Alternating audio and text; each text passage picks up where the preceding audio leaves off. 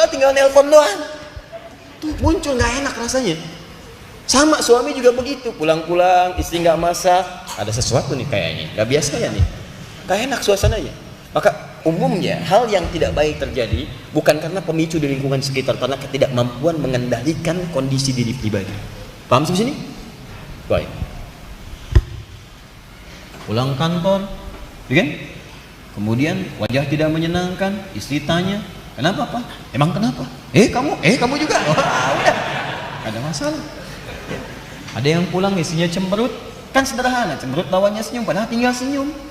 Mama, tik. Kayaknya kenal, kenapa cemberut? Ketawa. Ini kan istri cemberut, suami marah. Kenapa kamu cemberut? Emang kenapa? Oh, sudah. Aku kan bukan malaikat. Iya, kamu juga bukan setan. Oh. Dah, 2. Lingkungan terdekat, sekitaran. Nih, diri sudah baik, cuman lingkungan sekitaran belum baik. Suami baik, istri kurang baik, atau sebaliknya istri baik, suami kurang baik. Yang jadi persoalan, atau tetangga sekitaran yang kurang baik. Maaf teman-teman sekalian, istri berhijab, kemudian belum mengetahui latar belakang suami, ta'arufnya belum maksimal, tiba-tiba menikah. Setelah menikah tiba-tiba awalnya kelihatan baik, terus besoknya suami mau rapat, tiba-tiba nyampaikan, "Ma, besok ada family gathering, nanti papa akan ketemu dengan teman-teman sejawat, nggak ada yang pakai jilbab. Mama copot dulu ya besok, paling cuma 2 jam, udah itu pakai lagi." Lingkungan sekitaran. Dia respon. Ada yang suaminya baik, istrinya yang kurang baik. Papa kan wali kota, Pak. Silahkan cek, Pak. Wali desa aja, wali kampung, wali RT, mobilnya sudah Avanza. Bahkan itu yang itu Pak, RT itu sudah Innova. Masa Papa kijang yang dulu aja? Ayo dong, naik statusnya. Nggak enak dilihat orang, Pak.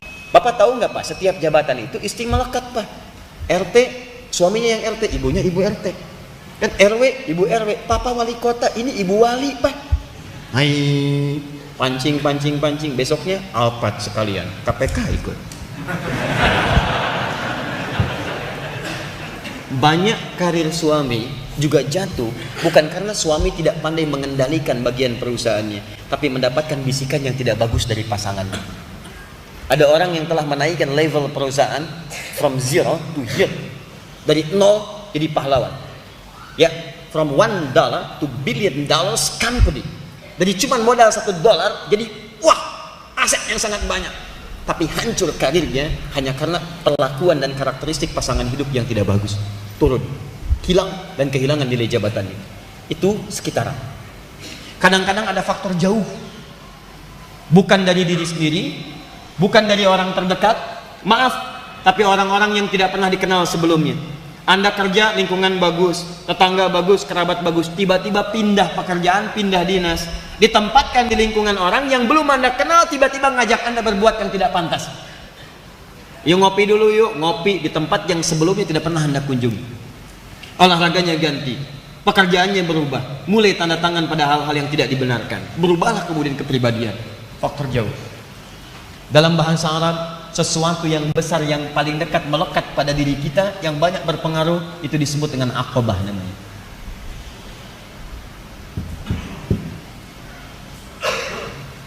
Yang di lingkungan sekitaran, sekitaran sekeliling disebut dengan usta namanya. Pengahan. Sudah? Atau wusta, sekitaran, pertengahan. Jauh. Ya. Jauh sifatnya disebut dengan ba'id. Sesuatu yang jauh berpengaruh disebut dengan ula. Kadang-kadang buruk. Karena itu ketika dibandingkan dengan akhirat disebutkan walal akhiratu khairul laka minal ula. Kalau dari segi angka, ula disebut 1, 2, 3. Ya. Tapi kalau dari segi hal yang terkait dengan substansi, sesuatu yang memberikan pengaruh yang cukup kuat. Kenapa dunia disebut dengan ula? Karena pengaruh dunia kadang memberikan pengaruh dengan kuat sehingga orang lupa dengan akhirat. Turunlah ayat walal akhiratu khairul laka minal ula. Akhirat lebih bagus dibandingkan dengan pengaruh-pengaruh dunia. Paham? Ula. Al-ula. Maka Anda perhatikan saat di Muzdalifah, ini 3 hal yang membuat saya jauh dari nilai-nilai takwa tadi. Pertama ini, kedua ini, ketiga ini. Maka ini yang paling menarik. Saat Anda selesai di Muzdalifah, kalau ini disebut urutan, melempar ini semua, maka urutannya akan ula, ats-tsaniyah, ats-tsalitsah. Tapi namanya bukan itu. Tiba-tiba ula, wusta, aqabah. Kalau bukan karena makna-makna ini, mustahil mendapatkan penamaan seperti ini. Maka teman-teman sekalian, yang paling hebat saat hari pertama itu masuk 10 Dzulhijjah, yang dilontar bukan yang ini, yang dilontar bukan yang ini, tapi dimulai dari yang ini. Ini kalau dari Muzdalifah jangan terlampau sore semua dilontar. Ini masalahnya dilontar, bukan. Mulai dari sini dulu. 1. Bagaimana cara melontarnya? Teman-teman, Anda sudah kumpulkan batu di Muzdalifah, tapi batu itu simbol, bagian dari ritual. Hal sesungguhnya yang Anda lontar, catatan Anda yang saat di Arafah itu. Ini catatan Anda. Sifat marah, sifat macam-macam dari dalam diri kita. Egois, kumpulkan. Terus sampaikan, kumpulkan di sini. Begitu Anda berhadapan dengan itu dan sadar Anda akan mengurangi sifat-sifat diri yang tidak baik, maka begitu Anda kemudian keluarkan, lemparkan kemudian itu, Anda teriakkan Bismillahi Allahu Akbar. Bismillahi Allahu Akbar. Kalimat Bismillahi Allahu Akbar ketika diucapkan, itu umumnya diantara maknanya menunjuk pada sesuatu yang ingin dihilangkan. Makanya ketika seseorang menyembelih hewan, kalimatnya sama, Bismillahi Allahu Akbar. Menghilangkan sifat-sifat buruk hewani dengan simbol hewan yang disembelih. Selesai. Di sini menyembelih, di sana melontar jumroh. Jadi begitu Anda lontar, hakikatnya yang dilontar itu bukan tiang, bukan temboknya, tapi yang dilontar adalah sifat-sifat yang ingin dihilangkan tadi. Bismillahi Allahu Akbar, ini sifat pemarah saya. Yang dengan marah ini orang tua saya sering menitikkan air mata. Bismillahi Allahu Akbar, lontar, nangis. Bismillahi Allahu Akbar, lontar, egois, hilang. Bismillahi Allahu Akbar, lontar, balik lagi batunya. Sesama begitu jangan saling lontar. Dia bisa, itu tidak ada. Ini kisah-kisah saja. Terus ya, lempar, lempar, lempar, lempar. Begitu selesai lemparan itu, belum selesai, Anda menghadap ke arah kiblat. Lalu mengatakan, lihat kalimatnya. Ini indah sekali.